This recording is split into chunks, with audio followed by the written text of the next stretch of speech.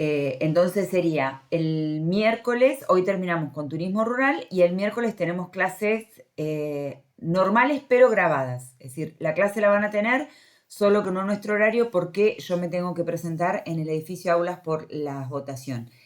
Y recomiendo que averigüen para que no les trabe ninguna fecha esto de tener que votar. Porque había un tiempo que si no se presentaban a votación, la fecha siguiente no los dejaban rendir.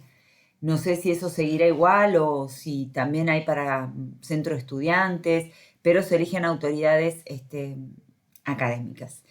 Eso más que nada para contarles cómo seguimos para la semana que viene, pero hoy no nos va a afectar en nada, así que arrancamos con nuestra clase para terminar la parte de turismo gastronómico, que era lo único que nos estaba faltando.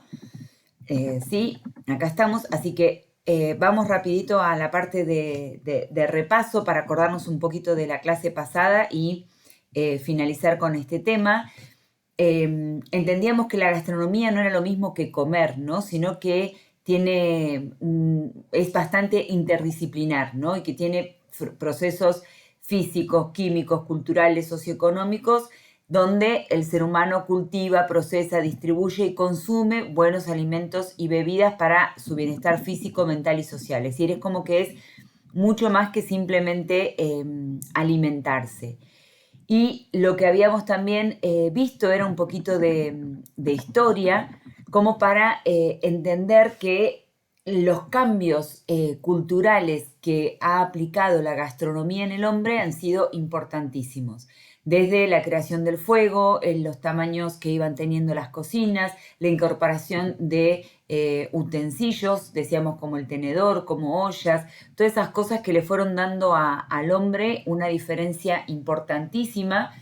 De hecho, la cocción de los alimentos le hizo cambiar ampliamente su forma de vivir. Y después los grandes inventos como una heladera, que lo tenemos a modo cotidiano, o por lo menos en muchos de los hogares, que no distinguimos la importancia que tiene y cómo la alimentación marca la diferencia social. Hasta qué punto se había hecho influencia en la parte de cambiar al hombre todo lo que tenga que ver con la comida, que por la búsqueda de las especias en Europa fueron la búsqueda de nuevas rutas terrestres y marítimas, ¿sí? Es decir, salían a buscar ese tesoro tan preciado como eran las especies en aquel momento. Entonces decíamos que la gastronomía tiene un componente cultural muy importante. Eso significa que estamos hablando de una dimensión sociocultural que es la que nos permite poner a la gastronomía dentro del patrimonio cultural. Por eso esa impronta estaba dentro del patrimonio cultural. ¿Sabes qué sugiero, Karen? Mientras no hables, que silencies el micrófono. No, no, ningún drama, ¿eh? Yo más que nada para la grabación, a mí no me molesta en absoluto, pero es probable que cuando lo estén escuchando y lo quieran pasar rápido, se escuche más el sonido, ningún problema. Y bueno, que el territorio, había autores como Pla que decían que era un paisaje puesto en la cazuela, haciendo alusión a que todo lo que se cultiva se ponía dentro de una olla y que eso era la gastronomía del lugar, pero que también es cierto que la globalización es como que en la cocina local haya parte de la cocina internacional, porque hoy nos llegan productos de todos lados. Entonces, ese paisaje de territorio hoy es reemplazado por mercados que son los que nos dan la variedad en realidad, no nos da la tierra. Pero que hay una cuestión bastante lógica, que es a medida que avanzamos la simplicidad, es decir, yo para comer no voy a la huerta de casa, que hay muchos que sí, cada vez le implementan más y que es maravilloso. Eh, entonces voy al supermercado, es decir, dejo esa simplicidad de volver a la tierra y hago lo cotidiano de estar haciendo compras.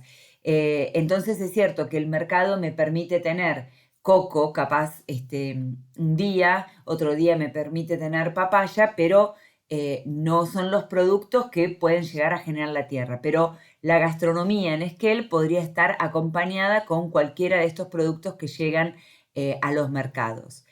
Pero bueno, más allá de todo esto, es cierto siempre que el alimento que es el que nos rodea, siempre va a ser esa ventaja competitiva o ese diferenciador tan importante que son los que vamos a nosotros tener como gran oportunidad de mostrarnos al mundo de otra manera, ¿no? Y habíamos puesto el ejemplo de este jamón ibérico, que uno de los más conocidos es el que se alimenta de bellotas, están las plantas de bellotas y el jamón solamente recibe alimentación de este fruto, por lo cual tiene ese sabor tan tradicional, o un lugar como Viñedos en Uruguay que tienen cerca del mar un sabor diferente de las uvas de lo que pueden ser nuestros viñedos. Es decir, el territorio condiciona a la gastronomía y la vuelve con un valor diferencial. Y por ese motivo hay como una búsqueda de patrimonializar todos los alimentos, y esta búsqueda empieza primero en intentar ser diferentes, en decir, bueno, si mi vino es tan exquisito, que no digan que cualquier vino es igual a este simplemente por ser de la misma uva, porque este vino es único. Entonces aparecen en primer lugar, como para buscar un gran diferenciador, lo que son las denominaciones de origen. Que las denominaciones de origen van a ser el gran, digamos, diferenciador y aporte de valor en lo que va a tener que ver después con la comercialización y con justamente el poder ofrecer un producto de valor competitivo, ¿no? Y además porque después hay un reconocimiento cuando surge esta convención que ya hemos mencionado a través del patrimonio cultural inmaterial o el patrimonio intangible, como se lo suele también denominar, es que la UNESCO menciona que dentro de ese patrimonio existe la gastronomía. Entonces empieza justamente a vérsela como un patrimonio cultural intangible. Y habíamos visto uno de los rituales que no solamente las plantaciones pasan a ser un motivo de ese patrimonio cultural inmaterial, sino que los rituales que la rodean, como en Japón, un ritual para invitar a los dioses en el momento de la cosecha de arroz. ¿Qué elementos componen a nuestro patrimonio cultural inmaterial de la gastronomía? Son tanto los productos como las técnicas humanas que son las que se utilizan para extraer, cosechar o lo que sea de ese producto. Y habíamos puesto como ejemplo Cachi en Salta, donde la producción del ají morrón no solamente viste al territorio, ese terruño que es el que nos da esa característica gastronómica, sino que también las técnicas de secado generan que todo el paisaje se vea afectado por una producción tan tradicional. Y hasta acá habíamos llegado, que recordamos lo que era la Feria Fluvial de Valdivia, que yo la utilicé en base a lo que Laura nos había enviado, y que justamente dentro de los elementos que también tenemos, dijimos, tenemos la producción, tenemos la forma en que se produce o se cosecha, y por supuesto tenemos cómo se preparan esos alimentos, es decir, cómo se utiliza después ese ají morrón, cómo se hacen los ajíes tradicionales rellenos, o en cuántas preparaciones, porque es tan tradicional hasta hacer aunque sea una salsa con ají en nuestro país. Bueno, esa preparación es la forma, uno cuando habla de empanadas en la Argentina, te empiezan, no es la misma la salteña que la tucumana, no es lo mismo porque justamente hay mucha variedad en las preparaciones. Y además también existen las ferias, los mercados, que esto lo veíamos mucho para el turismo cultural, cómo la gente busca ir a esos lugares donde pueda haber una festividad, y más si es en torno a la comida, ¿verdad? Como que era algo muy, muy, muy fuerte. Entonces, ¿de qué hablamos cuando hablamos de turismo gastronómico? Todo esto entendemos que es la gastronomía, pero ¿qué es más allá de ese patrimonio intangible? Y por supuesto siempre está nuestra querida OMT definiéndonos las cosas, y lo menciono como un tipo de actividad turística que se caracteriza porque el viajero experimente durante su viaje actividades y productos relacionados con la gastronomía del lugar. Acá esas palabras que hemos aprendido en marketing de experiencia, que decíamos, el cliente no viaja, el cliente busca experiencias que le hagan vivir, que le exploten la cabeza y que podamos utilizar esa famosa frase de marketing que diga, lo que le cuente se lo va a olvidar, las emociones que va a vivir no se las va a olvidar. Bueno, la gastronomía forma parte de esa continuidad de emociones, ¿no?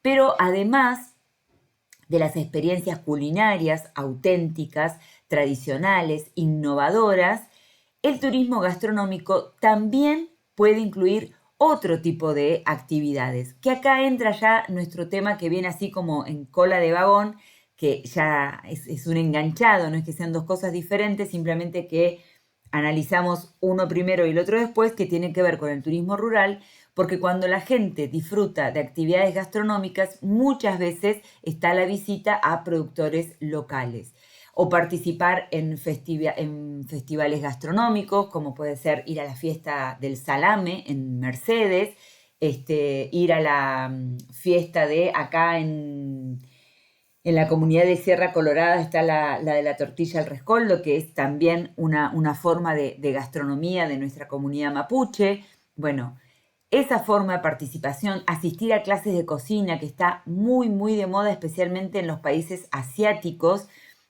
donde involucran, de esto puede haber mucho con las colectividades que ustedes tienen en sus ciudades, que todas tienen mucha, mucha fuerza con la parte gastronómica.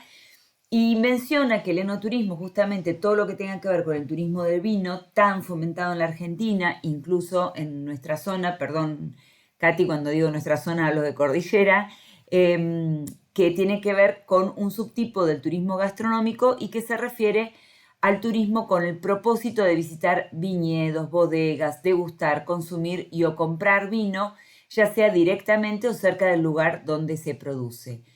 Todo esto, ahora vamos a ver todos los beneficios que trae, porque no es lo mismo que una bodega la venda y yo la pueda ir a comprar al chino de la esquina, y otra cosa es que yo vaya a comprar el vino a esa bodega, y ahora vamos a ver justamente por qué es tan importante eso.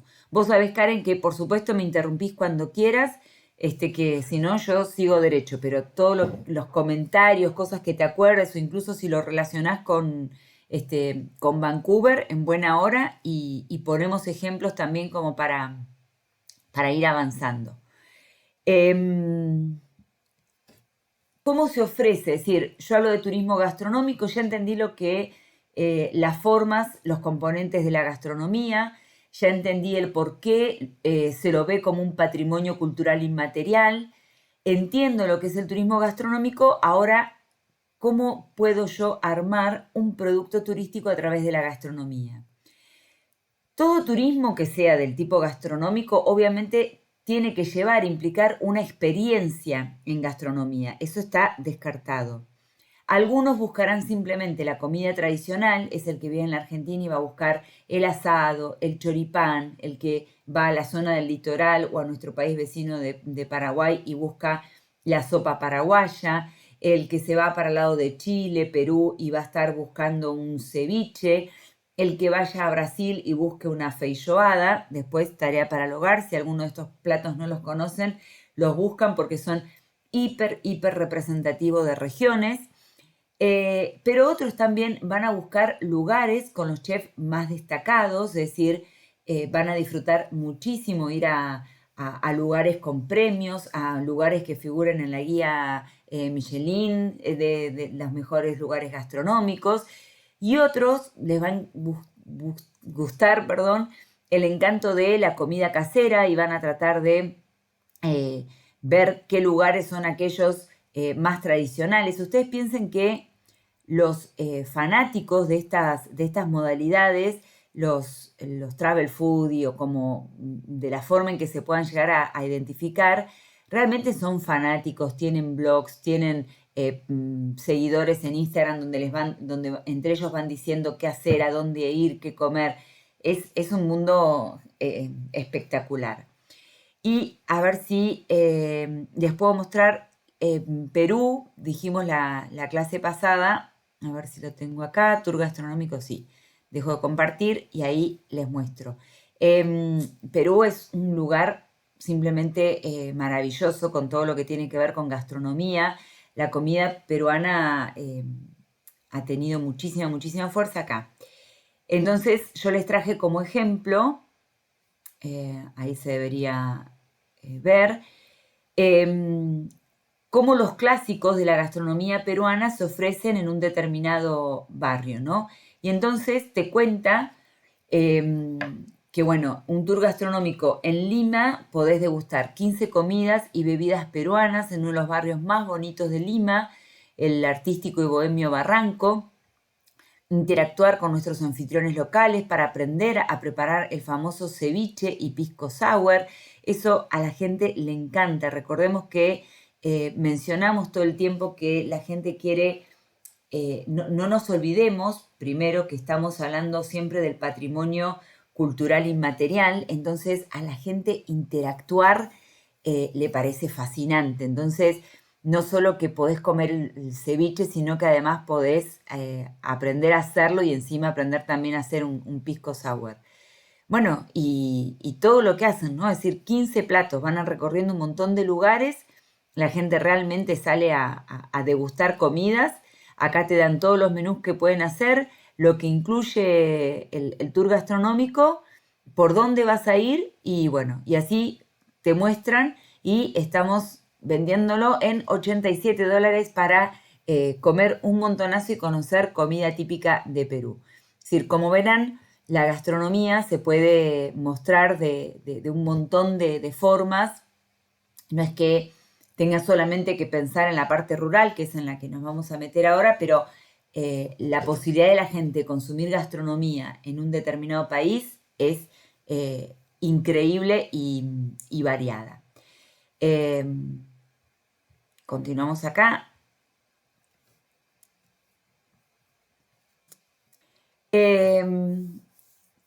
Lo dijimos todo el tiempo, lo mencionamos ahora cuando hablamos de rutas gastronómicas.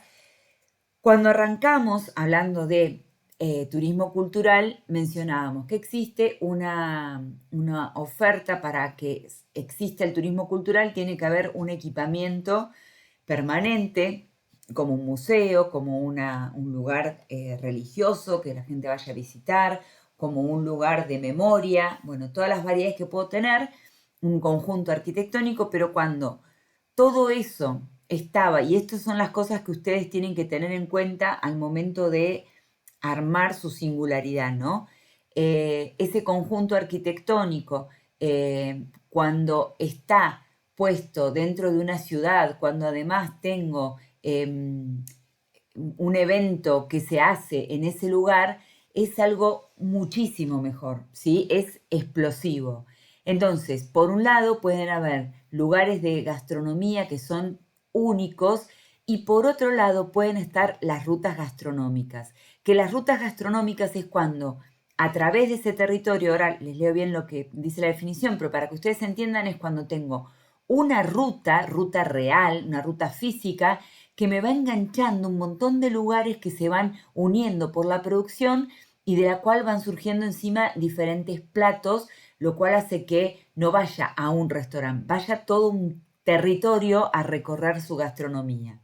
Y dice, según el autor Montesinos, un itinerario, la ruta gastronómica es un itinerario con un origen en un territorio, con una configuración estructural específica, uniendo destinos, es decir, una ruta real, una estructura real, que va a unir destinos, productos, atracciones, servicios y actividades especialmente en lo vinculado a la producción, creación, transformación, evolución, preservación, salvaguarda, consumo, disfruta de manera saludable y sostenible del patrimonio gastronómico mundial, cultural, natural, inmaterial. Los viajes pueden realizarse por diversos medios de transporte, incluso al pie, en grupo de manera individual, solo si cumple con una comunicación y señalética adecuada. Hay rutas que uno se da cuenta, por ejemplo, cuando va para la parte de la comarca andina, obviamente está El Hoyo, que es capital de la fruta fina, pero cuando uno sale de Esquel, después de pasar toda la zona de Leleque, después del cruce de Cholila, uno ya empieza a ver carteles de venta de cerezas, venta de frutillas, elaboración de dulces caseros, visitas a chacras orgánicas, venta de miel. Bueno, todo eso hace que se pueda estar hablando de una ruta gastronómica, que lo que tiene es que es muy distinto a decir, yo voy a comprar un dulce determinado en el bolsón, a pensar que toda esa ruta tiene un montón de impronta y de productores trabajando. Lo mismo pasa en la zona de el valle de Neuquén y Limay, con lo que es la producción de manzanas, de peras, donde uno pasa y de hecho te dicen, ¿no? Si vas en verano, este es un caos de camiones porque está, la producción, están los cajones, los que producen cajones, las plantaciones, bueno, y es mágico todo lo que se produce alrededor de esas rutas en lo que se refiere a trabajo. Y yo les dejo acá distintas rutas de cómo se ofrecen las rutas gastronómicas en España y cómo son las denominaciones de origen. Y les voy a compartir rápidamente, no los videos, pero sí como para que vean y después vean ustedes el material tranquilos. Creo que era esta una de las que les había preparado. Que acá les muestra en Extremadura, no es un solo producto, ¿sí? Es que hay una región, esto es en España, ¿no? Una región donde van a tener aceite, lo que es en la Argentina también hay cantidad de toda la zona de Cuyo, la zona del centro del país, en la parte de Buenos Aires, todo lo que son las plantaciones de olivares, venta de aceite de oliva, que es espectacular. Entonces en esa misma ruta tienen cerezas, en esa misma ruta tienen el jamón de Extremadura, del que recién mencionábamos, tan particular y que explican las particularidades de los cerdos, la miel, es decir, hay el pimentón, también muy tradicional por supuesto en España. Bueno, va contando todas las condiciones que se dan en una determinada región, justamente como para poder hablar de que estamos en presencia de una ruta gastronómica y la importancia que tiene que se presente de esa forma, ¿no? Yo ahí les dejo otro más para que vean ustedes distintos ejemplos de cómo se usan las rutas gastronómicas, pero eso lo pueden ver ustedes tranquilas. ¿Cuál es el beneficio que tiene? Además de que ya conté que le va a explotar la cabeza al turista y que está buenísimo porque cuando cree que ya visitó todo, avanza un poquito más y todavía faltaba visitar el lugar donde producían el alimento. Bueno, es genial. Lo primero es dar a conocer el enorme patrimonio cultural gastronómico material e inmaterial del destino, ¿sí? El material va a ser el producto que pueda yo probar, el inmaterial va a ser las técnicas que yo pueda ofrecer para que ese producto sea de esa manera. Generar desplazamiento a destinos pocos conocidos en el interior del país, eso es lo que perdón, necesitaba tomar agua. Eso es lo que justamente es el video que les dejo, que prefiero que lo veamos en el final, así alcanzamos a desarrollar la clase de turismo rural también, porque está muy, muy relacionado, así que lo voy a mostrar sobre el final, pero el video muestra de producción de café, pero en Perú, que es genial, porque asociamos generalmente el café con Colombia, y bueno, y ahí en este relato cuenta justamente como un pequeño pueblo de Perú que con producción de café y que se animó justamente a recibir a los turistas y a poder hacer una salida alternativa, poco conocido su lugar en Perú y que con la producción de café generaron un montón de beneficios. Y después, por supuesto, de generar beneficios a los grupos sociales más vulnerables, como a los artesanos, pequeños productores, cocineros, cocineras, mozos, mozas, especialmente que trabajan en el campo y en general todos aquellos que trabajan en el sector de alimentos y bebidas. Esto lo vamos a ver con mucha profundidad ahora con nuestro siguiente tema que viene enganchadísimo con turismo rural.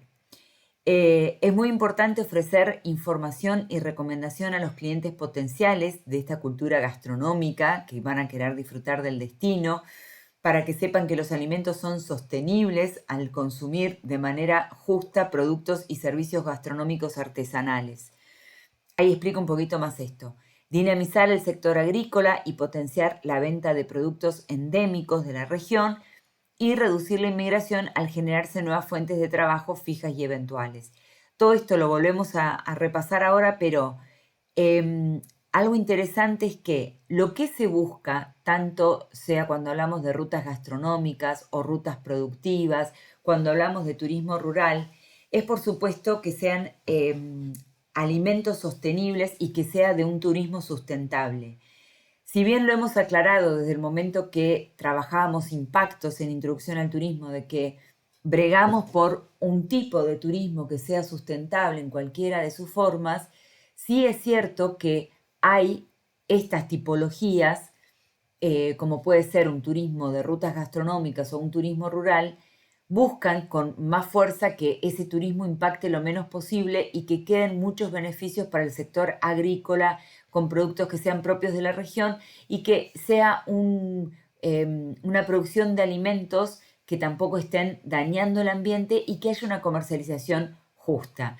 Cantidad de veces vemos, es decir, cuando se nos acaba el mundo ideal y volvemos a las realidades, muchas veces vemos cantidad de productores tirando manzanas al medio de la ruta, cortando las rutas, tirando manzanas, tirando peras, regalando verdura en Plaza de Mayo. Hay una realidad de que es que muchas veces todo lo que es la parte de agricultura, del productor, no le llegan los beneficios, por eso se habla de este comercio justo y que son por lo que deben velar las rutas gastronómicas, ¿no? Ahora vamos a ver todo esto de la reducción de migración con lo que tiene que ver con nuestro turismo rural.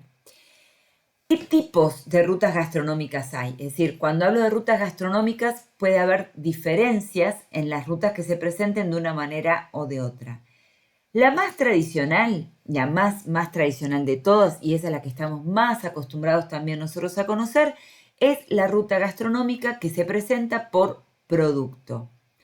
Se trata de rutas organizadas sobre la base de un determinado producto. Entonces son la ruta de los vinos, la ruta de los quesos, la ruta de las cerezas, la ruta de la fruta fina, la ruta del té y así podemos mencionar muchísimas que son las que conocemos. ¿Por qué? Porque es lo primero que arroja el terreno, lo que es fácil, la ruta de la manzana, la ruta de los pimientos, es decir, lo que nos arroja de manera repetitiva a lo largo de todo el recorrido de esa ruta física real que existe es la que va a dar la denominación a la ruta gastronómica o productiva también. En la que quiero compartir con ustedes, esta de la Ruta de la Cereza es un video que cuenta de la Ruta de la Cereza en España, acá en la zona de Santa Cruz, en Los Antiguos, tenemos la fiesta de la cereza, una fiesta que se hace impresionante con muchísima cantidad de gente, con una cereza increíble. Ellos dicen que después de la erupción del volcán Hudson, que fue de los primeros allá lejos de hace tiempo, el territorio les quedó mejor todavía, que tiene una cereza deliciosa. Permítanme recordarles que para Japón la flor nacional es la flor del cerezo, y que los japoneses, que no son muy fanáticos en algunas cosas, viajan por todo el mundo para ver florecer cerezos en distintos lugares del mundo.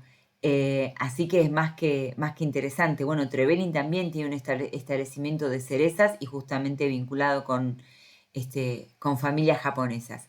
Y la que voy a compartir ya con ustedes es una ruta local, pero porque me parece muy interesante, porque a veces conocemos solamente lo que es la yerba mate para nuestra zona del litoral, y Misiones tiene con igual importancia con respecto a lo que es la yerba mate, la ruta del té. Y hoy los productos de té encima, uno tiene que ir viendo también lo que son tendencias. Y los té vuelven, digo porque antes se utilizaba mucho, pero después como que se dejaba de usar y era mate, era café. Bueno, el té vuelve a ser un ritual, la gente le gusta no solamente disfrutar de de cosas dulces o saladas a la hora del té, sino de los diferentes tipos de té, de hierbas, de acuerdo a la región. Así que el té es algo realmente muy, muy importante y Misiones tiene una ruta del té.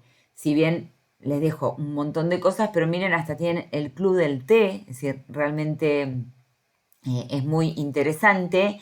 Y si uno va a estas palabritas que no puede dejar de tener presente en estas experiencias, bueno, van a poder cosechar el té, ver cómo se elabora, conversaciones en inglés para la hora del té, distintas experiencias distintas de lo que se puede llegar a hacer.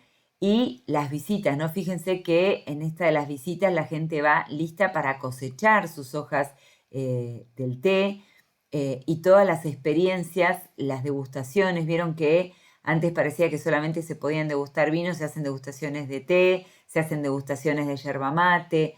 Bueno, es sumamente amplio, por eso digo que es fascinante y no hay excusa como para no pensar en el turismo gastronómico desde mil formas que lo tenemos que encarar y por eso estamos viendo todas las potencialidades.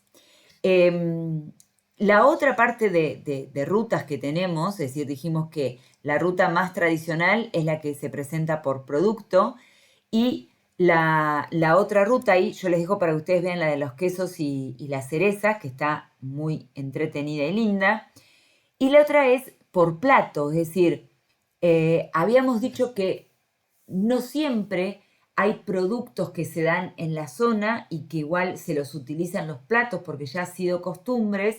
Entonces, se genera que haya platos especiales, ¿no? Entonces, por ejemplo, en la zona de costa, si bien pueden haber productos relacionados con la pesca, después se elaboran platos que en cada región pueden llegar a ser distintas, más allá de que el producto sea los mariscos. Bueno, hay distintas zonas y formas de preparación diferentes. Es cuando la elaboración supera el producto, lo más importante es el plato preparado, es decir, la cocina es la que constituye el hilo conductor de esa organización en la ruta gastronómica, como las rutas de la carpa frita, que esos son en Francia. La carpa es un pez que la carpa frita es sumamente tradicional como lo preparan, es decir, el pez se consigue en distintos lugares, pero ese estilo de carpa frita se come solamente en una región de España. El chucrut, sí, que también se hace en diferentes regiones, mucho con presencia alemana y es un plato que puede ser muy tradicional. O la ruta de El Curanto al sur de Chile y también que se comparte con algunos lugares de la Argentina, ¿no? Es decir, la preparación, las técnicas y las formas con las que se prepara ese producto es lo que marca que uno vaya por distintos lugares queriendo comer ese tipo de preparación, ¿sí? Y que los encuentres por todos lados, porque uno puede decir la torta galesa en nuestra zona. Bueno, hay que ver realmente cuántos son los lugares que ofrecen ese tipo de preparación para así pensar que estamos en presencia de una verdadera ruta gastronómica. Y la última, que estamos hablando de qué tipos, cómo se puede presentar la ruta gastronómica para que el turista la visite, la última es las denominadas rutas étnico-gastronómicas. Aunque podrían integrarse a las rutas por plato, el componente étnico es tan importante que es el que merece distinguirse y es el que tiene más fuerza, ¿no? Se trata de aquellos emprendimientos sustentados en la tradición culinaria de pueblos inmigrantes. Tal es el caso de los estados brasileños de Santa Catarina y Río Grande do Sul, donde la fuerte presencia de las colectividades alemanas e italianas se han asociado al turismo rural conformando rutas gastronómicas.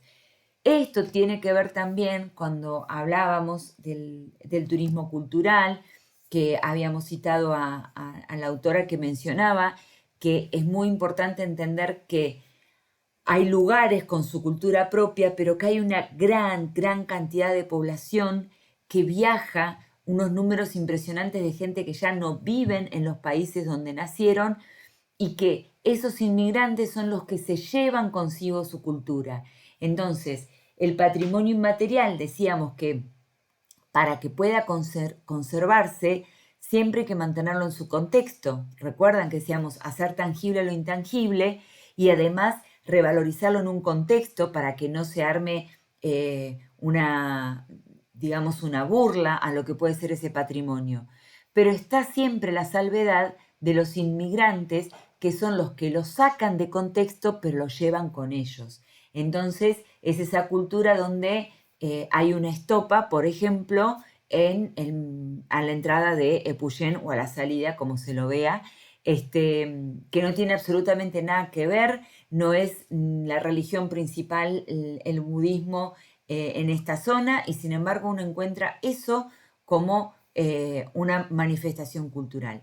Bueno, lo mismo pasa con la gastronomía. Las rutas étnicas tienen un peso muy grande y entonces Bariloche se caracteriza por los chocolates, y obviamente no es un lugar donde se planta cacao ni mucho menos, pero inmigrantes han traído la tradición del chocolate. Y el link que yo les dejé es la Oktoberfest en Brasil, que justamente muestra el informe que lo que se produce en el sur de Brasil, cerca de Camboriú, digamos que es uno de los lugares más conocidos de nuestro país vecino desde la parte turística argentina, lo que pasa en Blumenau, que es ahí en el estado de Santa Catarina, con toda la presencia de alemanes, una cantidad de inmigrantes impresionantes. Bueno, ellos tienen toda una rutas gastronómicas por distintos lugares, justamente haciendo alusión a esta herencia étnico que es la que les permite tener este tipo de gastronomía. Entonces ahora sí dejamos nuestro tema de gastronomía. Esperen que ahí estoy guardando. Y seguimos bien, Karen, ¿se entiende todo? Sí, profe, yo quería hacerle una consulta. Las que quieras. En mi caso, es decir, de mi ciudad, Vancouver. Sí. Entonces, no lo ubico, o sea, por plato, sino que lo pongo en rutas étnico-gastronómicas. Claro, es muy probable. Hay que ver también si vos tenés porque vos tenés, por ejemplo, la cultura china con mucha potencia, hablabas también de cultura que tenga que ver con lo latino, por lo español, México, sí. también. Entonces, seguramente tenés cuestiones étnicas y seguramente también debe haber algún plato típico, y si no, y es sumamente interesante marcarlo como que los platos que más representan a Vancouver son de esta fuerte presencia de colectividades que llegan a la zona, pero capaz que haya algún plato que sea muy distintivo de esa zona y que también lo pueda llegar a mencionar dentro de la gastronomía. Por ejemplo, en Cuba yo creo que ellos tienen como una especie de ajico, creo que se llama, una cosa así, que es como un guiso muy tradicional. Y bueno, más allá de un montón de influencias que pueda llegar a tener Cuba, ese plato va a ser sumamente tradicional, ¿sí? Entonces hay que buscar si existe esa gastronomía, si hay algún lugar donde se pueda aprender a cocinar ese tipo de gastronomía, o si se hacen, si se hace algo además de la visita tradicional. No nos olvidemos que la ruta gastronómica tiene que tener un eje vial, es decir, el barrio chino de Belgrano corresponde a la gastronomía étnica con una impronta cultural muy importante, un patrimonio inmaterial muy grande, porque es lo que trajeron ellos y lo siguen manteniendo, pero no es una ruta gastronómica. ¿Por qué? Porque para que sea una ruta gastronómica étnica, yo debería poder visitar varios lugares, ¿sí?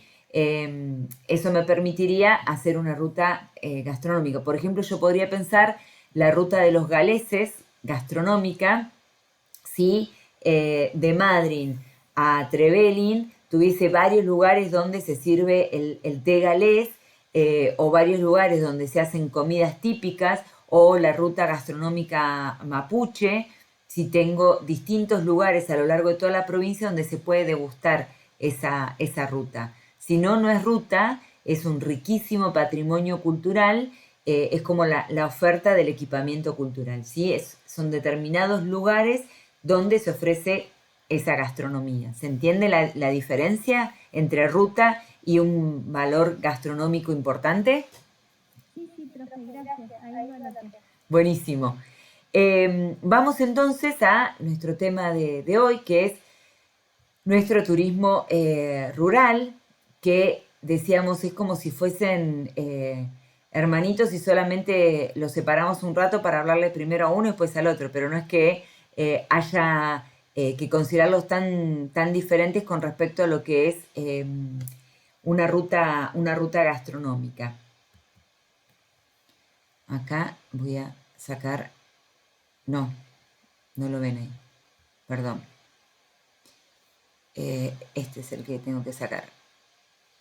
Lo quiero abrir yo sola y como lo estoy firmando del Jitsi, ahí. ¿Ahí lo ves bien, Karen? Sí. Sí, profe. Perfecto. Bien. Entonces, a ver si está grabando. Creería que sí, pero no cambió en la filmación. Bueno, esperemos que se grabe bien. Veía como diferente la filmación de mi presentación. Cuando hablamos de la parte rural, antes de meternos en nuestro término de turismo rural, que insisto, esto tiene, no sé si esto lo dejé grabado o lo charlaba antes con vos, hay un manual de un programa de mejoramiento empresarial rural, que es todo un manual para el campo, justamente sobre la actividad turística rural, que les va a ayudar un montón. Se los voy a mostrar antes de finalizar la clase para que sepan con qué van a acompañar esto, y está todo súper explicado, así que eso me deja muy tranquila que la lectura complementaria es bien de lo que vamos a estar hablando en la clase. Entonces, las actividades rurales que se dan en zonas rurales van a ser todas las actividades que estén vinculadas directamente con la producción económica del campo y su forma de vida.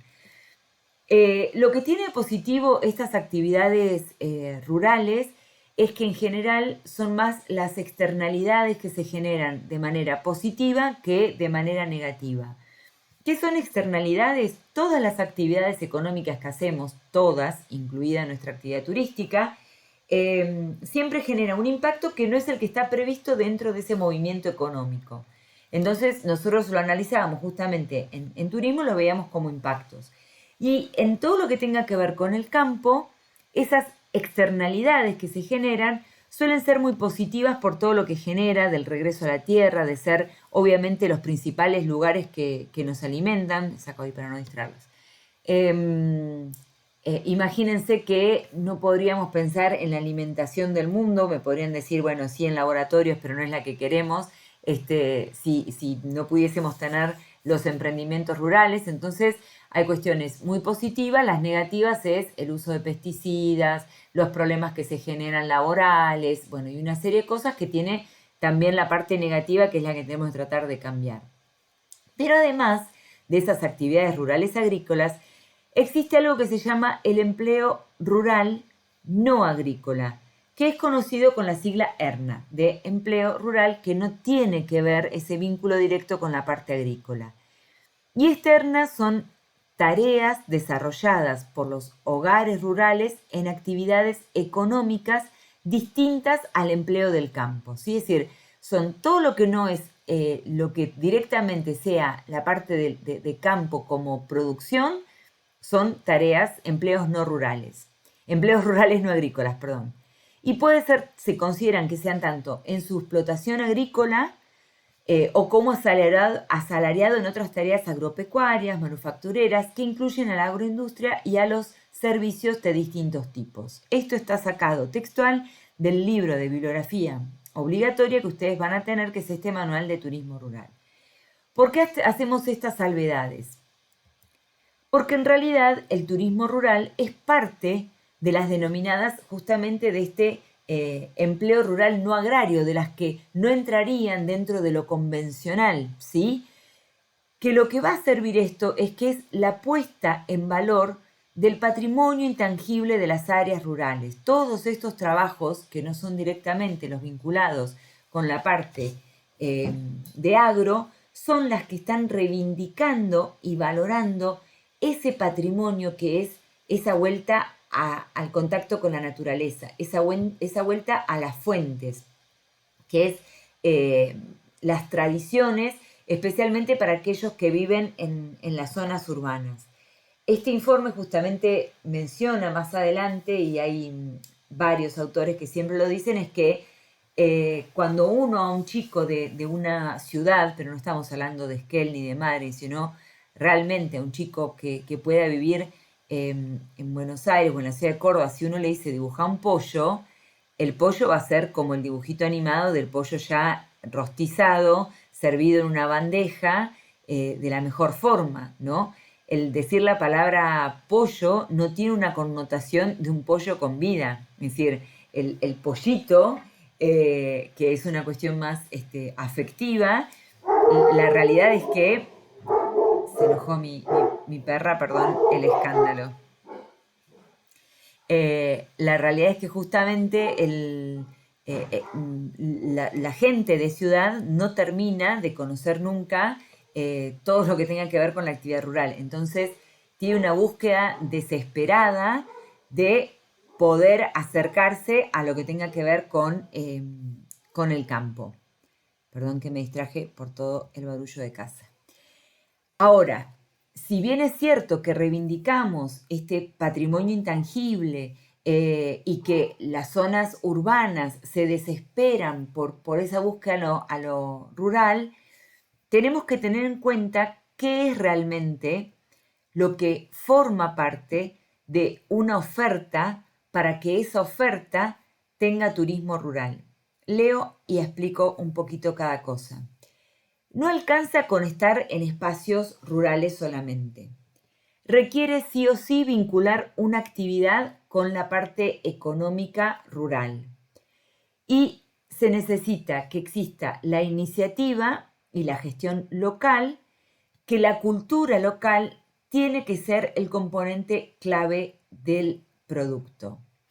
¿Y acá qué es lo que pasa? Cada vez que se ponen cosas de modas, y esto se los digo desde antes de la pandemia, así que imagínense ahora que hay como una necesidad de volver a naturaleza y de disfrutar y de miedos a contagio y un montón de cosas. Igual les comento que las ventas en cruceros ya empezaron, que la gente va a volver a estar amontonada, es decir, esto todo va a pasar y también la pandemia. Piensen que el año pasado el turismo era el culpable de todos los males, éramos los que habíamos llevado y traído el virus, eran todos malos los que viajaran y ahora hay una desesperación por viajar y están colapsando reservas que todos los augurios de todos lados dicen que se está por superar los niveles del 2019. Bueno, Bariloche ya los tiene superados, ¿no? ¿A qué hago este comentario? Que igual hablamos nosotros del volver a los valores culturales de un turismo rural. Pero como se ponen de moda, cierro ese paréntesis de actualidad, las cosas cuando se ponen de moda, todo el mundo las quiere utilizar, ¿no? Entonces ahora la palabra limpieza, la palabra protocolo, son palabras que van a estar acompañadas en la comunicación de muchos de los establecimientos, esto es así, y la parte de verde, ecoturismo, turismo rural, contacto con la naturaleza, quedan recontra bonitas, entonces la van a usar todos. Buenísimo. El tema es que si yo me compro un campo entre Epuyén y El Hoyo, un espacio divino, y tengo todo un espacio rural, y entonces digo, venía a visitar y a hacer turismo rural, y lo único que tengo es una hermosa cabaña donde la gente puede leer un libro afuera, no es turismo rural, es un hermoso paisaje, es un lugar genial, pero no estamos hablando de turismo rural, porque para que exista turismo rural tiene que haber un productor involucrado, tiene que haber una familia local viviendo de esa tierra que pone servicios complementarios para el turismo rural. Por ejemplo, los tulipanes de Trevelin. Los tulipanes de Trevelin, ellos no plantan tulipanes para que la gente los vea. Ellos venden los bulbos de tulipanes en este momento a la Argentina. Han tenido también momentos donde los han exportados. En algunas ocasiones venden las flores, pero es lo mínimo porque las flores las utilizan justamente para la parte de turismo. Pero el fuerte de ellos es la variedad de productos de tulipanes que tienen, sumado a la actividad turística, ¿sí? Entonces, sí o sí necesita involucrar una actividad económica rural. Y sí o sí tiene que estar la iniciativa y la gestión en la parte de la cultura local como básica. No puedo llegar yo con todo conocimiento de empresa o lo que sea, decir, bueno, mira, acá vas a hacer y vos solamente lo mostrás. No, la gestión tiene que quedar dentro de lo que es la parte local productiva. Que más profundo es todavía el turismo comunitario, que si alcanzamos, se los menciono un poquito, pero el turismo comunitario lo vamos a ver muchísimo cuando veamos a fondo la Argentina, pero es como más fuerte todavía en la gestión local, ¿no? Es donde realmente una comunidad se organiza y recibe al turista y muchas veces esa comunidad se vincula a través de actividades turísticas. Actividades productivas. Estaba viendo, sí, cambió Jitsi. No había cambiado hablo sola, perdón. Cuando no me mueve la misma diapositiva me queda trabado. Sigo. Por supuesto, la OMT, como corresponde, nos define al turismo rural para simplificarnos la vida y dice que es el conjunto de actividades que se desarrollan en un entorno rural, excediendo el mero alojamiento. Esto es importante porque, como siempre, el turismo pareciera que es un hotel. Si no es hotel, pareciera que no trabaja con turistas. Lo aclaran bien de que no solamente, aunque tengas que dar alojamiento, no es solamente dar alojamiento, ¿sí?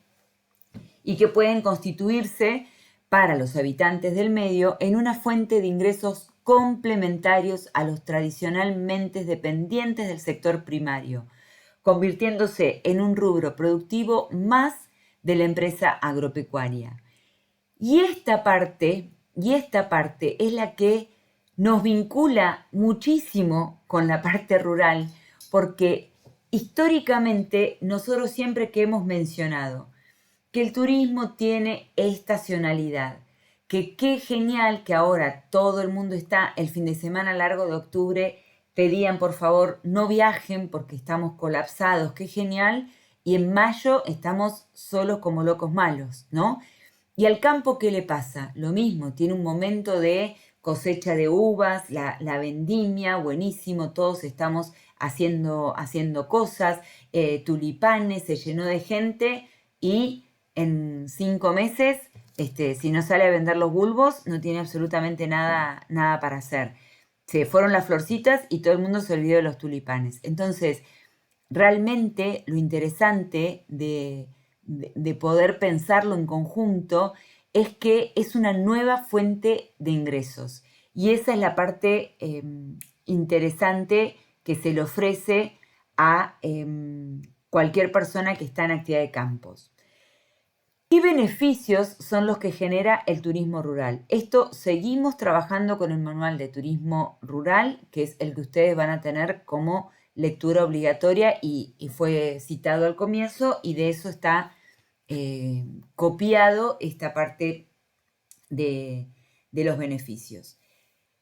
Uno de los autores de este manual es Ernesto Barrera, que es de la Universidad de Buenos Aires, un ingeniero agrónomo que ha dado cantidad de cursos de turismo rural, así que mucha de este manual es para Latinoamérica y Centroamérica, para Caribe, perdón, pero bueno, muchísimas de las cosas que están acá son las que se han aplicado en distintos programas de la Argentina, así que por eso es más que interesante que lo tengan. Les voy a dar 2 capítulos, igual les voy a dejar el libro completo, por supuesto. Bien, ¿por qué tengo que pensar en turismo rural. Voy a leerles los beneficios y por supuesto vamos a trabajar uno por uno, pero por lo menos para que los podamos entender y veamos todas las cosas positivas que podemos llegar a ofrecer. Después vamos a la realidad, pero primero veamos la parte linda. ¿Qué beneficios diversifica la economía rural? Crea empleo y fomenta el arraigo rural para compensar el despoblamiento rural. Brinda protagonismo a la mujer y a los jóvenes. Revaloriza el patrimonio gastronómico, arquitectónico, antropológico, paleoarqueológico y ambiental. Incrementa los ingresos agrarios, promoviendo el valor agregado y la mejora de la comercialización de los productos. Fomenta el asociativismo y mejora la calidad de las producciones alimentarias regionales. Veamos entonces. El diversificar la economía rural es la parte positiva de una actividad que tiene tanta estacionalidad como la nuestra, que es el campo. Entonces se habla de multifuncionalidad, es decir, que los campos comiencen a tener más de una sola función. ¿Para qué? Para ir quebrando esa estacionalidad y en esa incorporación de nuevas actividades económicas aparece básicamente la prestación de nuevos servicios. Y esto hace que el campo no esté solamente dependiendo de una cuestión climática, de una cuestión de producción, sino que además ya se le sumen otro tipo de actividades como puede ser la de turismo. Y sí, quiero compartirles acá sí lo del ejemplo de turismo rural en China, que ahí les puse. Aguarden un segundito primero porque cuando hablamos de turismo rural a nosotros, y está perfecto que así sea, se nos aparece Argentina, ¿no? La realidad es que el turismo rural se da en todos lados. Yo a veces digo, no les pongo todo lo que encuentro, pero unos lugares de turismo rural en Australia espectaculares, como para que los busquen, miren, e increíbles. Pero vamos con esta nota. ¿De dónde sale esta nota? Estábamos hablando de los beneficios del turismo rural y decíamos que la diversificación y la multifuncionalidad del turismo rural hace que justamente nos permita tener, si está viendo, si estamos, nos permita pensar que el campo va a tener mayores ingresos. Y este es un artículo de fines del año pasado y dice: China fija el turismo rural como sector estratégico para erradicar la pobreza. El objetivo del plan de impulsar el turismo rural de China es erradicar la pobreza absoluta del país. El sector superó los 130.000 millones el año pasado. Amamos igual este paisaje rural chino, una cosa bellísima, pero explica justamente que dice, el año pasado, arrancó desde acá, se realizaron un total de 3.300 millones de viajes a zonas rurales. Igual los números de China siempre son como, ¿cómo? Cuando ya te ponen tantos ceros y millones ya son complicados. Bueno, se espera que el turismo rural se convierta en un sector importante de la economía en 2 o 3 años. En los últimos años, las industrias rurales han registrado un rápido crecimiento y el entorno empresarial para la innovación y el espíritu empresarial también ha mejorado.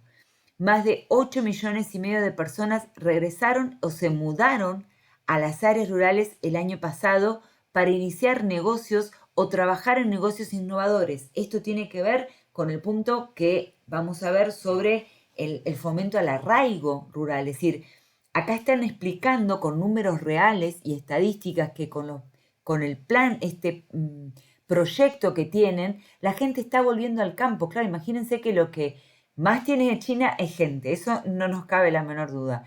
Imagínense si la tienen a todas en las ciudades, siempre es recontra conocido los precios que se pueden llegar a pagar y los edificios, los chicos que pueden ser para tratar de poner tanta cantidad de habitantes.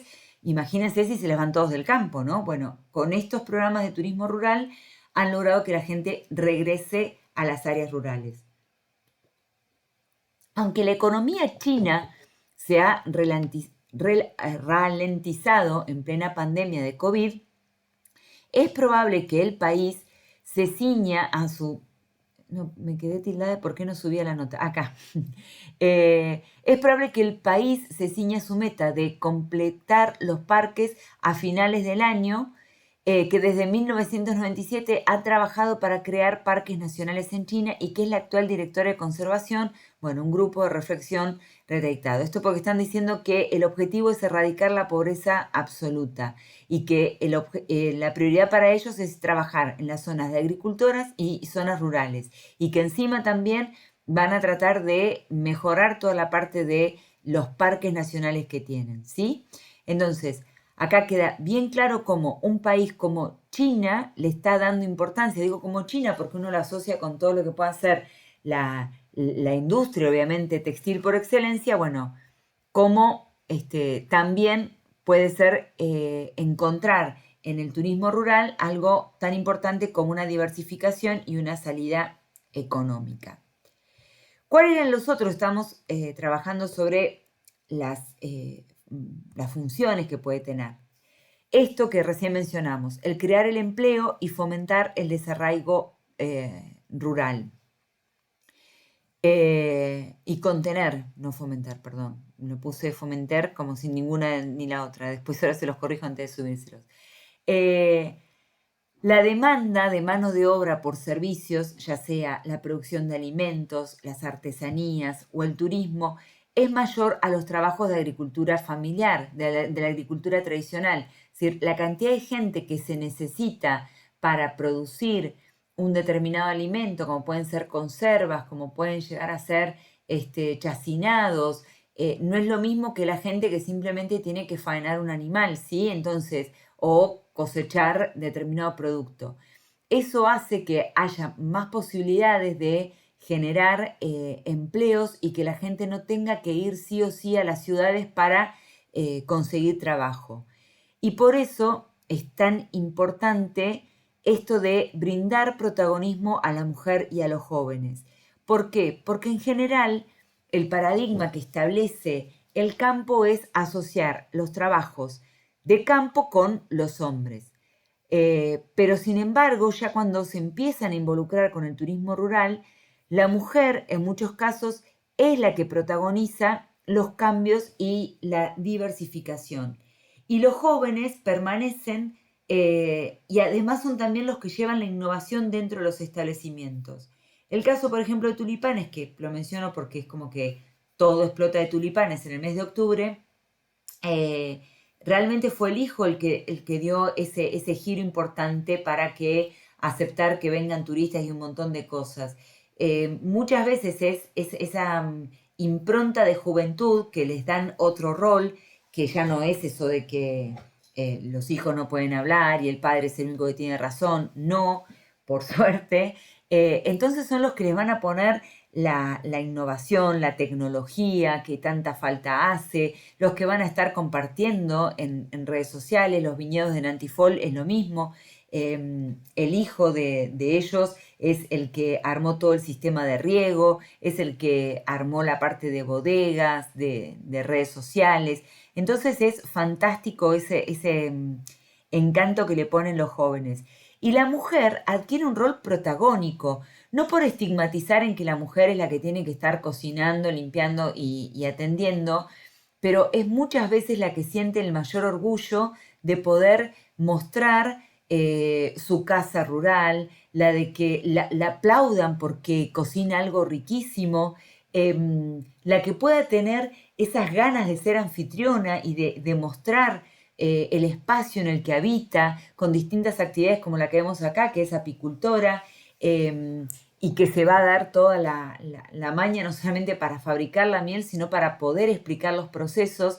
Entonces es genial ese rol protagónico que tienen. Cuando yo digo que la aplaudan a la mujer por las cosas, muchas veces pasa que el que está acostumbrado a comer comida de campo, es como que es un sabor tradicional. Sin embargo, el que tuvo que comer comida hecha y alguna vez comprarse un patty y hacerlo rápido para alguna comida, valora infinitamente esa comida. Yo siempre cuento, porque me encanta como ejemplo, Una vez cuando fuimos a Río Pico, a una estancia eh, de ahí del lugar, yo había pasado, en realidad iban varios que iban a pescar, yo de acompañante, y habíamos pasado a la Anónima a comprar unos panes y un poco de fiambre, ¿no? Para comer allá. Cuando estábamos en el campo, en uno de los puestos, uno los conocían, así que nos permitieron entrar y entramos y estaba la clásica cocinita de leña, un olorcito a guiso casero, yo mi sándwich de mortadela que quería matarme, pero sí cuando saco el pan en ese momento, porque nos permitían estar ahí adentro, porque estaba lloviendo, los chicos, estaba la señora con los nenes que eran chiquititos y los nenes armaron como todo un revuelto, ¿no? Cuando yo saqué mi pan feo para mí, porque la señora había hecho un pan casero recién horneado. Entonces la señora se acerca y me dice, ¿te molesta si te cambio un pedacito del pan? Para mí, el pan feo de la panificadora de la Anónima. ¿Te molesta si te lo cambio por un pedacito de este? Porque a mis hijos les encanta ese pan. Y yo veía ese pan caserito que acababa de salir con todo un humito, todo calentito, delicioso, y yo decía, le estaré estafando, ¿no? Porque yo le estoy dando mi pan hecho en la Anónima con un montón de conservantes, todos iguales, y ella me quiere un pedacito de pan y obviamente, ¿qué pasa? Cuando uno todos los días está comiendo ese pan, que ya naciste con ese pan, porque es el único que tenés y porque no tenés comercio cerca, imagínense que les hablaba de un puesto en una estancia en Río Pico, no les estoy hablando de un lugar fuera de la humanidad, pero donde lo práctico es hacer un pan casero todos los días, no ir a comprar un pan. Para los hijos de ellos era un pan delicioso. Yo sentía que había salido ganando un montón, porque encima después nos compartió un poquito de un guiso de capón y polenta que había hecho, y era excelente. A lo que voy es cuando decimos reivindicar el rol de la mujer, es tan genial que alguien de afuera, como me pasa a mí, decirle esto es delicioso, y que una persona que está acostumbrada a cocinar o a hacer un dulce venga otro y se lo jerarquice tanto, es espectacular, que se le acerque la demanda, y conozca, ¿no? Eso, y es el beneficio que trae nuestro turismo rural. Acá les dejo justamente después para que lo vean, quiero que veamos otras cosas más, pero es una estancia en Uruguay y donde todo el relato lo hace una de las, no, la dueña, la señora de la casa, que cuenta cómo le cocina a los extranjeros, las actividades que tienen, el paseo, y están las dos hijas mujeres trabajando con ella y un lugar divino, con mucho orgullo mostrando todo. Lo otro que veíamos era la revalorización del patrimonio gastronómico, arquitectónico, antropológico y ambiental. Y está muy bueno porque hay una revalorización cultural y se genera una necesidad de mayor conocimiento y puesta en valor de los diferentes patrimonios. Es decir, estas estancias, que estas sí son de Argentina, muy típicas de Buenos Aires, de Córdoba, del norte, de Salta, de Tucumán, con aljibes de los que se sacaba el agua, esos patios así en galerías, esas típicas construcciones de techo de tejas, es realmente cuando uno tiene a quien mostrárselos, lo va a cuidar el doble. Siempre cuando uno va a recibir a alguien en la casa es tan lindo que alguien te diga, ay, mira qué bonito, ay, y capaz que te resalta cosas que vos las tenías completamente desapercibidas, o un adorno, o un detalle, o una plantita, y entonces a uno le da más ganas después de cuidar eso. Cuando vos lo tenés que mostrar, y cuando ni hablar que hay gente que te va a pagar, obviamente, ¿no? Por disfrutarlo, bueno, es excelente esa combinación, y es donde la gastronomía, la arquitectura, lo ambiental que tenés, porque hay cantidad de espacios rurales que tienen la suerte capaz de tener una laguna y pueden organizar pesca ahí adentro, y es fantástico porque en Buenos Aires hay un montón de campos que han sufrido inundaciones, muchísimos, y la verdad que después han hecho uso de esas lagunas para poder hacer un turismo de pesca excelente, porque la verdad es que la parte agraria no la podían seguir haciendo. Y ahora sí voy a compartir un video porque si no cansa también que escucharme solo a mí, que tiene que ver con Chile, para que vean cómo se hace una recuperación de lo que es la historia a través de entender que para la gente le resultaba interesante las cosas que ellos iban recuperando de esto de los inmigrantes, ¿no? La comunidad alemana y otros tantos. Quiero hablar y hacer las cosas y no tengo tanta capacidad. Bueno, les dejo el video para que lo puedan ver. Para nadie es un misterio que la región de los lagos es uno de los destinos turísticos más importantes de nuestro país. Sus inigualables parajes, configurados por sus volcanes, lagos, ríos y verdes campos, hacen de ella un paraíso terrenal que todos quieren conocer. Pero si a estos paisajes y parajes únicos le sumamos la calidad de su gente y la mezcla única de culturas y tradiciones, de ascendencia mapuche, alemana y española, que en la región se configura, el resultado final es un producto de exportación que cada vez comienza a ser más. Perdón, ¿se escucha bien, Karen? Sí, profe, Ah, ay, genial. Explotado por emprendedores y operadores turísticos que vivieron en la belleza natural y la revitalización de la cultura y costumbres de antaño, un atractivo turístico único. Es el caso del matrimonio Kuchel Baeza, que hace 25 años decidieron abrir las puertas de su casa para explotar el denominado etnoturismo, realizando un rescate histórico de los antepasados del dueño de casa, Marcelo Kuchel, colonos alemanes que llegaron hace 2 siglos a la zona de Cascadas, en la actual comuna de Puerto Octay, reconstruyendo la casona afectada por el terremoto de 1960, ubicada a solo 3 kilómetros del pueblito Cascadas.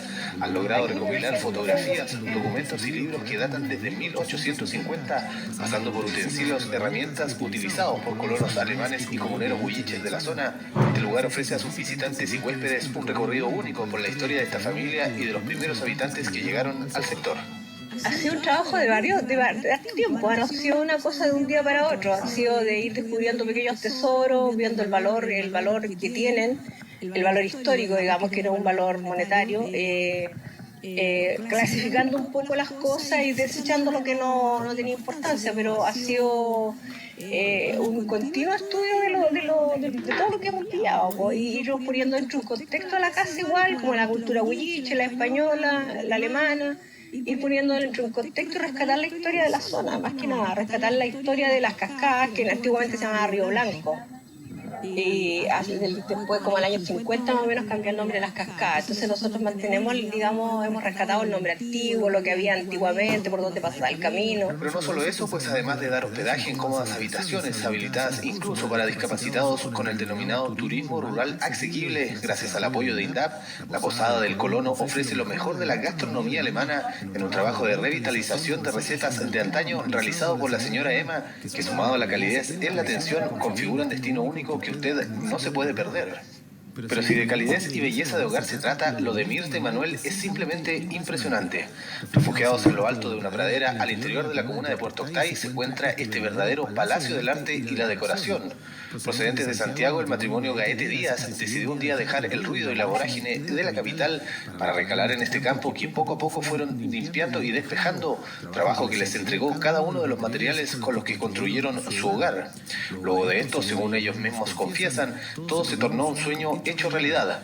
Poco a poco comenzaron a adornar y embellecer el que califican como un paraíso terrenal, al que bautizaron Betel, que en hebreo significa casa de Dios y puerta del cielo. Y es que son miles los artefactos, cuadros y detalles que adornan esta hermosa casa, lo que dio pie también a la actividad que Mirta hoy en día explota y dedica su vida, el arte de reciclar, recolectando lo que las faenas del campo desechan como botas o palas, ha logrado convertirlas en verdaderas obras de arte moderno que la han llevado a diferentes ferias y exposiciones, valiéndole innumerables reconocimientos y premios. Yo aprendí las técnicas en Santiago, pero cuando llegué aquí me di cuenta que la materia prima estaba aquí mismo, como las botas, por ejemplo, que salí a recolectar en el campo, y dije, ¿por qué no? Y probé, innové, y bueno, la primera me resultó y dije, ya, aquí está lo mío, y me puse a reciclar todo lo que el campo en cierta forma desecha, como las palas, las botas, Y bueno, gracias a INDAP que conoció mi trabajo y ellos, la verdad que yo le debo mucho a ellos, porque gracias a ellos me he dado a conocer. Pero su marido Manuel no se queda atrás y además de edificar su casa y colaborar en el trabajo de su mujer, él decidió emprender en la producción de quesos con la materia prima que le entregan los animales de su campo. Hacía poco tiempo de haber experimentado en el rubro, como él mismo confiesa, hoy los quesos de Betel ya fabrican 3 variedades de un producto de calidad y poseen una cartera de clientes en la provincia que apetecen sus sabores. Y aprender esto ha sido como cosa de la vida difícil, ¿cierto? Pero también es rico, porque es algo delicado, algo que tú produces con cariño, para que lo consuma alguien, y niño, adulto, y tiene que ser sano. Hay una preocupación de entrega en esto. Entregamos en Cascada, en Ensenada, en Osorno, en Puerto Octay y los alrededores que cerca de mi casa. Y claro, con la producción de acá, 180 litros diarios, con 12 vacas de acá mismo. Y si de quesos de calidad hablamos, es inevitable no mencionar el trabajo de Katrin Runge. Alemana de nacimiento, llegó por cosas del destino y el amor a Chile hace algunos años y tras experimentar en el norte, recaló en el sector de Corte Alto en la comuna de Purranque para convertirse en la única productora de quesos de cabra de la zona, emprendimiento que realiza junto a su familia, con el que hoy abastece a los mejores hoteles y restaurantes de la región. Preocupada de la crianza de sus más de 80 cabras y de todo lo que tenga que ver con la elaboración de sus productos, hoy Katrin ofrece un queso gourmet único que es apetecido en mercados locales y nacionales mientras avanza en su proyecto de granja educativa. Idea similar a la que tuvo Mirta Obanda cuando decidió emprender en el rubro del agroturismo en su campo del sector Colonia, la radio de la comuna de Frutillar. Según Mirta, un día cansada de salir de su hogar a buscar trabajo, decidió comenzar con la producción de hortalizas y junto al apoyo de INDAP se desempeñó 3 años en esta actividad, la cual le rindió grandes frutos, lo que la llevó a su vez a querer ampliar su rubro e instalar este quincho e iniciar la crianza de gansos, patos y gallinas, además de explotar la gastronomía campestre. Hoy Mirta ofrece a sus visitantes la posibilidad de recorrer a caballo su campo, alimentar a los animales y degustar el mejor pato asado de la zona en sus instalaciones que llaman al descanso y a disfrutar. Se van a encontrar con la gastronomía, que son todos productos naturales de aquí en nuestro predio, asado de cerdo, asado de pato, de ganso y de cordero. Ya eso más o menos en los platos típicos que yo. Fuera de eso tenemos la granja, donde pueden visitar a los distintos tipos de aves, como los gansos, patos, gallinas. Después tenemos las ovejas, que los niños lo pueden alimentar, cabalgata, hay caballitos muy mansitos, está el burrito, que también pueden alimentarlo. Tienen varias actividades para hacerlo aquí. Sabores, colores, calidez y paisajes únicos que entrega la región de los lagos en diferentes puntos de su extensa geografía y que invitan a conocer esta faceta distinta del tradicional turismo 5 estrellas que nada tiene que envidiar y mucho que ofrecer. Emprendimientos.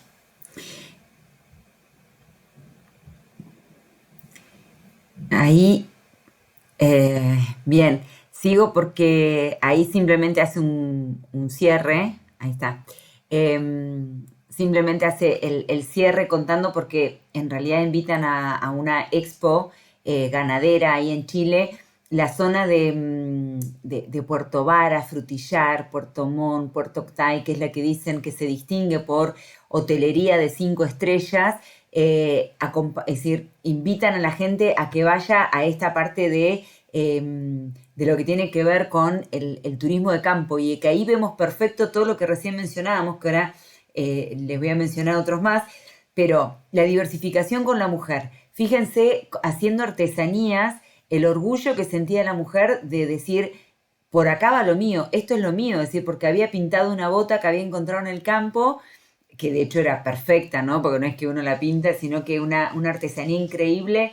Lo hizo, su esposo trabajaba con los quesos, la recuperación de la historia que la señora decía no tienen valor económico, pero ella fue buscando todo lo de sus antepasados para mostrárselos a la gente. Entonces, armas, cuadros de sus abuelos, de sus antepasados. Y lo último, una señora con agroturismo, trabajando con turismo educativo, la señora con las cabras. Bueno, cómo realmente desde un pequeño emprendimiento podemos pensar en todas las oportunidades que tenemos.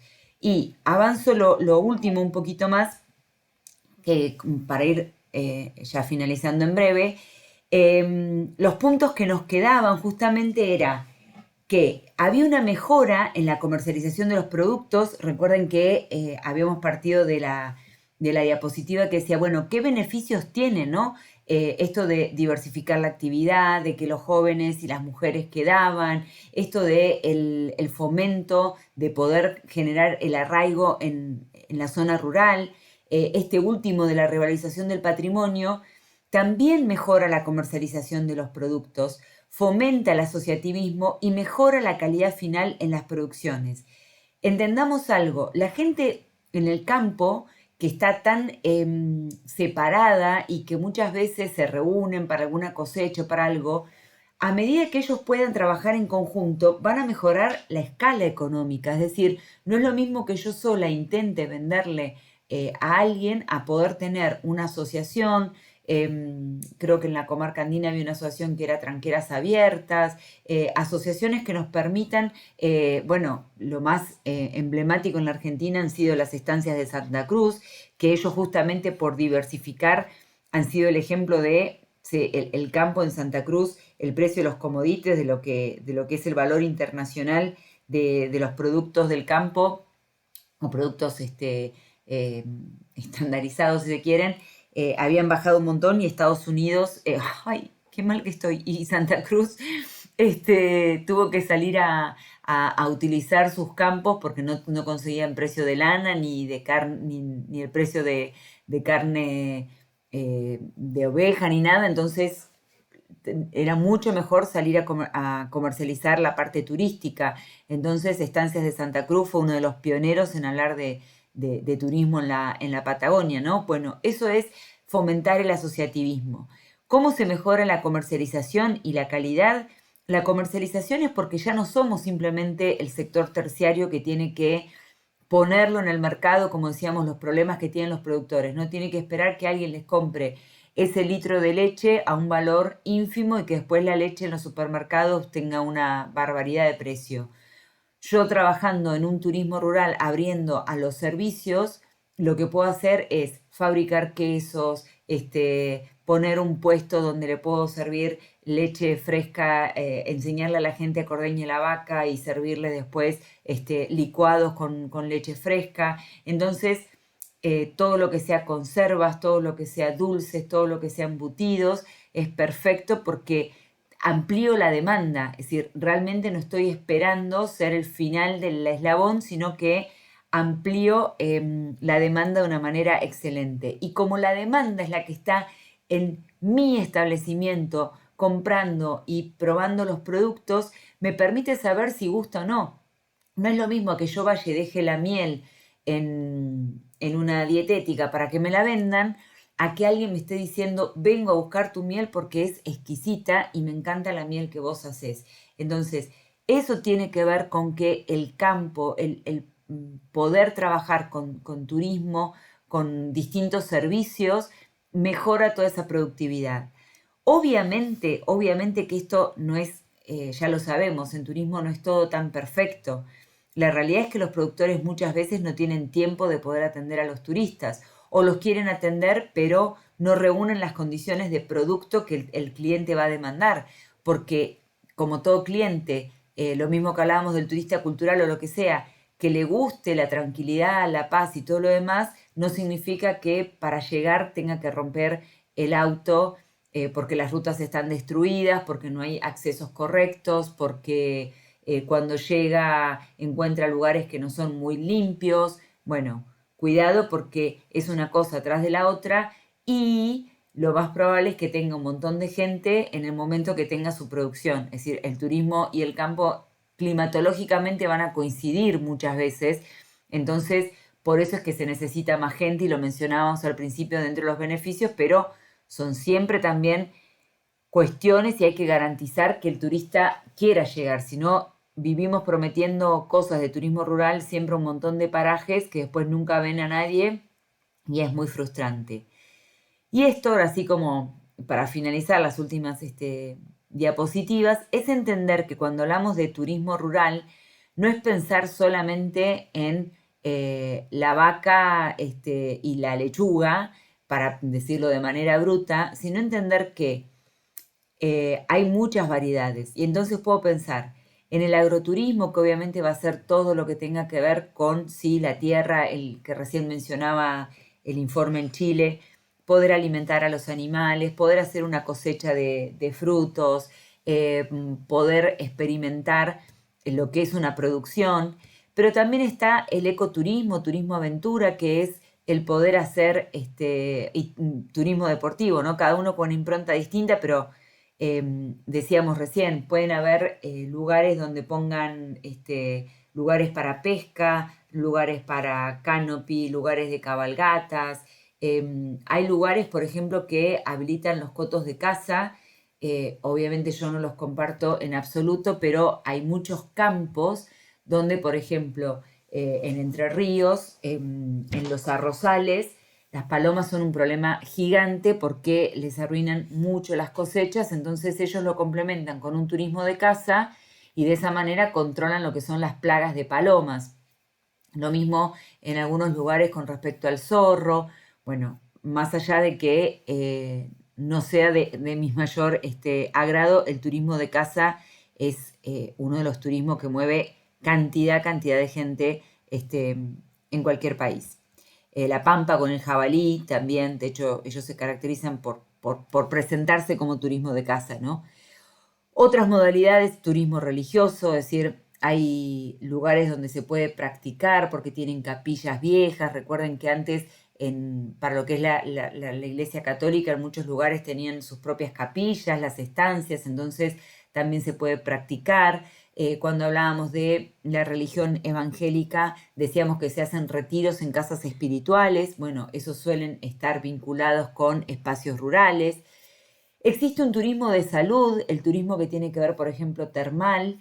Hay lugares como esta foto de acá, que es una estancia y que tiene termas, entonces ofrece lugares termales, equinoterapia, es decir, que hay muchos tratamientos con caballos para que la gente pueda llegar a hacer, baños de lodos, baños en piletas de vino, es decir, un montón de cuestiones relacionadas con la salud o simplemente para relajarse y que sea una cosa preventiva, ¿no? El turismo cultural que se va a relacionar con todo lo que es, imagínense, todo lo que tiene el campo para enseñarnos de sus valores culturales y de cosas reales, ¿no? Cosas antiguas del campo que es genial poder visitarlas. El turismo educativo, como mencionaba esta señora del agroturismo en Puerto Ontay, en Chile, que decía que recibía un turismo estudiantil. Es muy lindo las granjas educativas donde los chicos pueden tener un contacto realmente con lo que es la vida de campo. Hay otros que lo hacen ya con más actividades, entonces se quedan ahí y hacen como trabajos de grupos. El turismo científico, que yo elegí esta simplemente como para decir las innovaciones que se empiezan con dron, con distintas cosas para las cosechas, pero piensen ustedes, por ejemplo, incluso yo siempre digo que tienen que imaginarse salidas laborales, ¿no? Piensen, por ejemplo, que acá está el INTA, que hay un montón, está la Rural Argentina, que existen campos en la Argentina, que existen campos en Brasil, en distintos lugares del mundo, que son de primera en lo que tiene que ver con genética, que son de primera en lo que tiene que ver con las máquinas agroindustriales.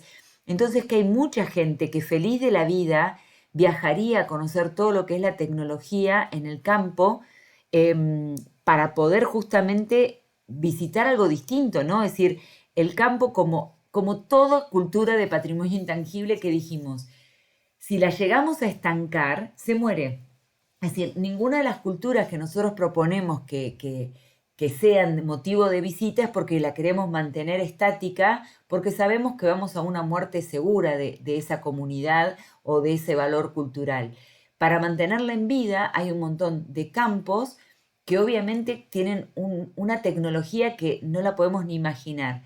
Bueno, hay mucha gente ávida de visitar ese turismo científico dentro de innovación, y por otro lado hay un turismo más relacionado con la parte paleontológica, de excavaciones antropológicas, que también se vinculan con lo científico, es decir, vamos a lugares como por ejemplo los campos en piedra parada que tienen tanta cantidad de pinturas rupestres, entonces están los campos de Moncada y hay un montón de restos también en piedras, en utensilios que utilizaron las distintas comunidades, entonces es fantástico.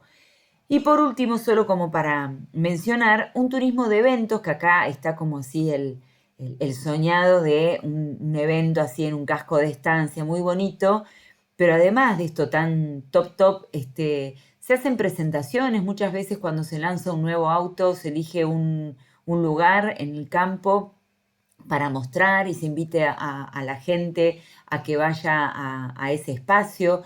Se hacen eventos de trabajo. Hay empresas que se la juegan y dicen, bueno, necesito durante un fin de semana a mis empleados con plena conexión para aprender cosas nuevas, y se los lleva a un lugar de campo y donde se hacen focus groups, actividades sobre trabajo, y se los va perfeccionando. Entonces, realmente cuando nosotros proponemos de que hayan distintas cosas para el turismo rural, no estamos solamente pensando en que el productor tiene que abrir sus actividades a eso. Hay también una especie de turismo lúdico que se da mucho en la provincia de Buenos Aires, que es invitar a la gente a lo que tiene que ver con producciones de campo, es decir, que jueguen, que invocar la sortija, que poder hacer un enlace. Bueno, hay infinitas oportunidades. Lo que sí hay que ser es muy coherente, y antes de proponérselo a algún productor es analizar la demanda y ver las condiciones que tiene el producto, porque la demanda es exigente.